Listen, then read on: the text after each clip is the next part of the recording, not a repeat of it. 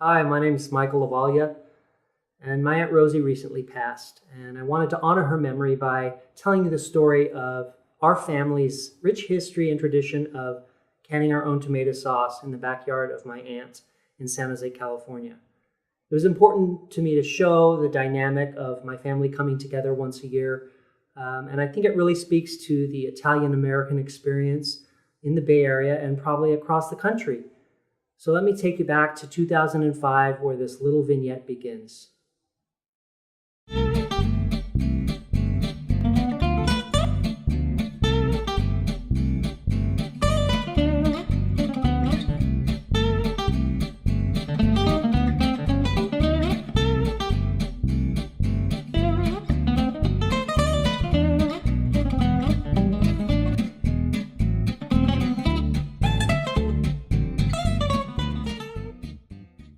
How this all came about? Why do you guys do tomatoes every year? Why do we do them? Because we love them. Yeah, but why don't you just buy sauce in the store? Because it's not the same. What's so special about this sauce? Well, it's thicker and just sweeter, and we get the best tomatoes. Just altogether better, that's all. Yeah. How long has family been doing it?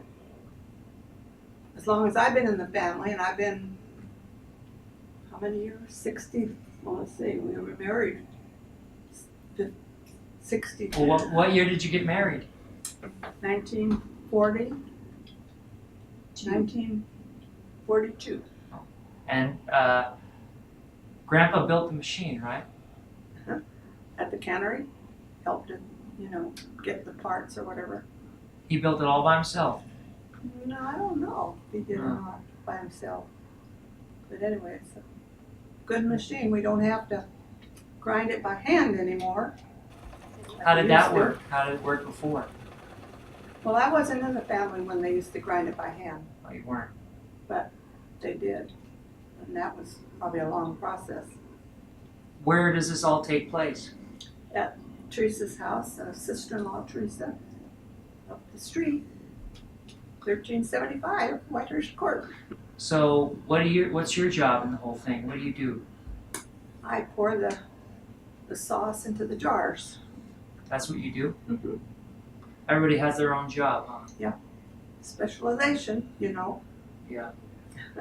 You come from a long line of people who work in the cannery, is that right? Yes. I've worked at, the first time I worked in the cannery, I was 11 years old. And at that time, when you were 11, you looked older. And our boss, the superintendent, he knew that we weren't 12, but anyway, we got him from it. He gave us a job and we worked. And then I worked every year since I retired in 1983. And then when I was 13, I got a job at the Baron & Gray. And I worked there about 38 years before they closed up the plant. Well, from Baron & Gray, then Dole Pineapple bought it. Then they closed in 1968, I think, yeah.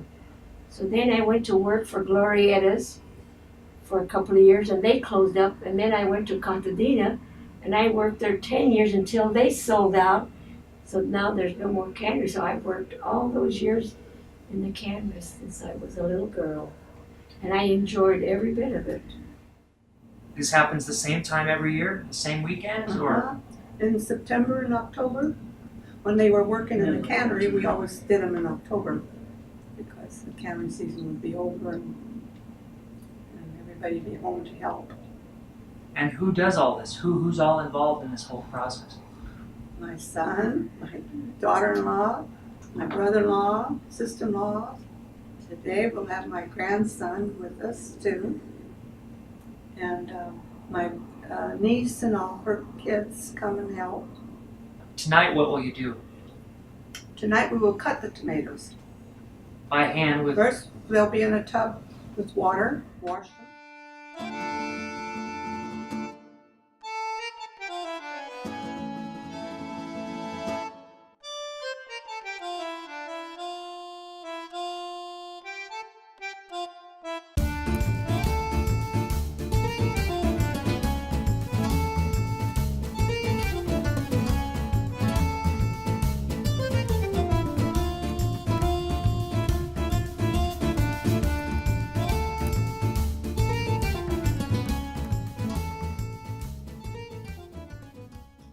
the children help put it into the sacks, and they have to be in the sacks overnight to get the drain of water out. And then we get about 6 sacks every year, and then leave them overnight. And then the next morning, my daughter-in-law and my sister-in-law put them in the pots and cook them.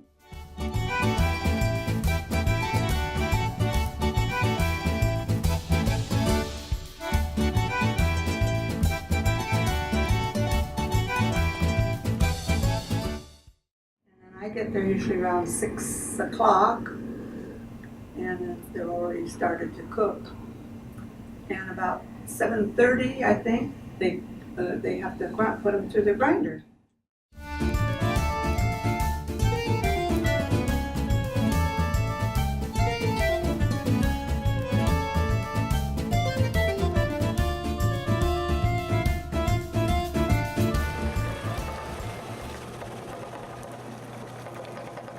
They put them through the grinder, and then they put them back into the pots. We wash the pots and put the good sauce back into the pots and cook them again. And then about 9 o'clock in the morning, we start to can them. And how does that work? My daughter-in-law and my other sister-in-law get the bottles ready, and they bring them over to me, and I fill them up. And my brother-in-law Pat or my son Frank will carry them over to the table, and Rosie will clean them and put the lids on them and seals them. And then she puts them into these cannery boxes. And we usually do 20 lugs at a time. What is a lug? It's small, much smaller than a box. And then later, Janie comes after they cool a little bit, and we separate them for everybody. Maybe 3 dozens for this one, maybe 2 dozens for this one, or 10, and then we separate them. Then they come and pick up the tomato when it's cool. They have to cool down, because when they're still hot, those rings get loose again, so we don't want to touch them until, And then we get ready for the next batch to wash the jars. Well, we wash the jars about a week before, get everything ready before we start, we do the canning. And then from there, everybody in the family, do they do their own way of making sauce, or do you think everybody makes the sauce the same way? Everybody has a little different way of doing it, I think. But it's mostly Based on whose original sauce? my grandmother, my mother, my mother-in-law. So it's between your mother-in-law and your mother's way of making sauce. You make your That's sauce the way I between the make two my of them. sauce. And I can't taste any difference between your sauce and my sauce as far as flavor goes. How do you do your sauce if you don't? I buy it at in gallon cans, and then I cook it with my. No, but he wants to know what you put in it. No, he buys his own sauce. I buy the sauce and the puree. I mean, No, the meatballs. Well, the same old way you guys do it. It's the same as everybody else Meatballs, does it. pig's feet, pork, spare ribs. Sometimes I throw in there. spare ribs are good. Yeah, whatever way you guys cook them, I cook mine the same way. You think I'm gonna go through all this crap here doing What this? more can you want? I do that for all my food. It's probably more expensive than buying it, but it's still the best. So basically, the sauce is virgin sauce. There's nothing added except what, salt? Just a little salt, that's all. The one thing with this sauce is you don't have to cook it as long as you have to cook your commercial sauces. Oh yeah. With all the acid, most of the acid all cooked out of this in the second process, so it's sweet. Where the store-bought, like, sauce, you have that real acid taste, so you have to cook the sauce twice as long to get rid of that. Tradition. You gotta go by tradition. And so, Aunt Rosie has taken up the tradition and continued it for all these years until either we run out of people or we run out of tomatoes. Either one. There was a news article about the family a few years back. How did the newspaper hear about it? My daughter-in-law, had a friend or something that was in the newspaper business, and we have a picture of that.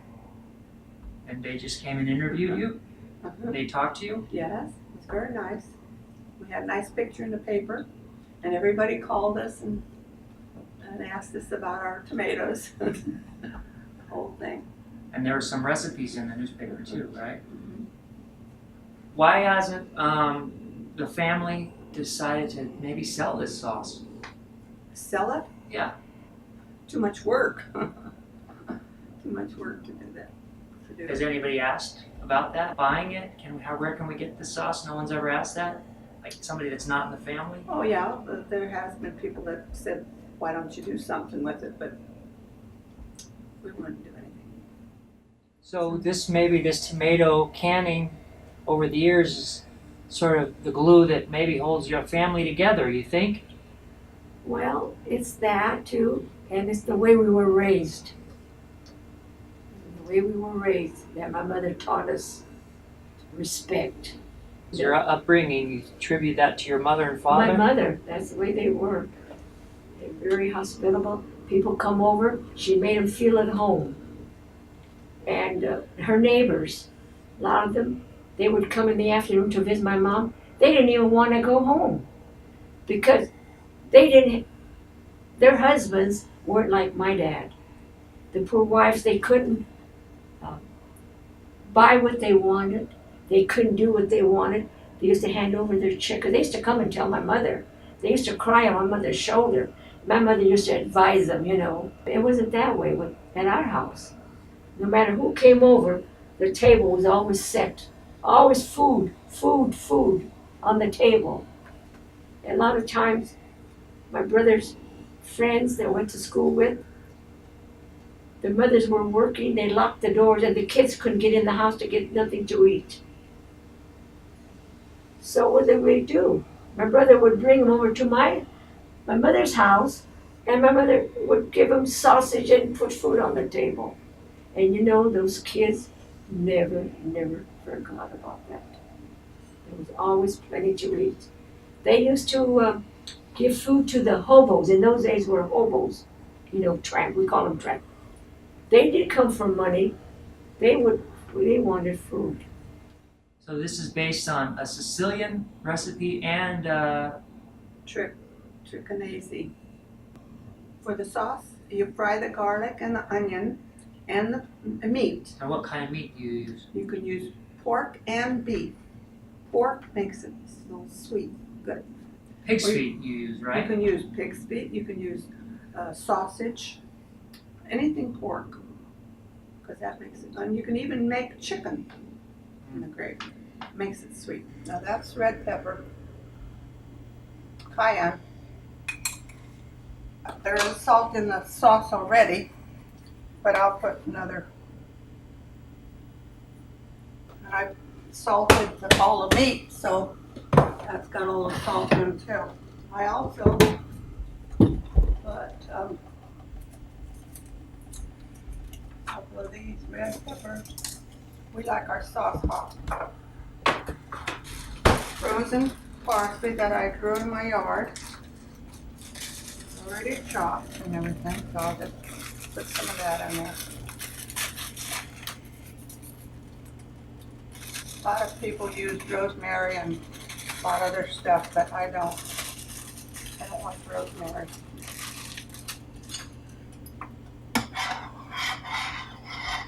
Leave it cook slow. Okay.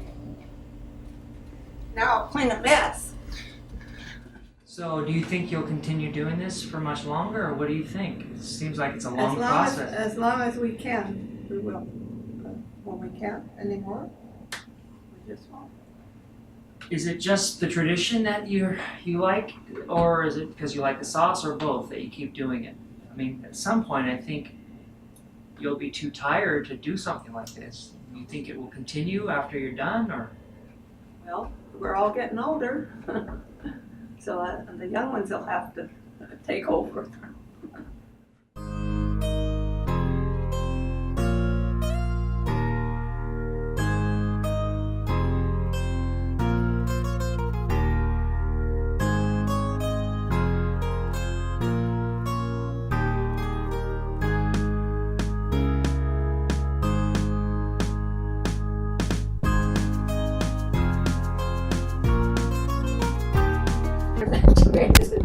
is their breakfast? Oh, you know what? I haven't been recording the dialogue on all this. What? The dialogue hasn't been working. Oh, Michael! Shoot. I have to start all over again.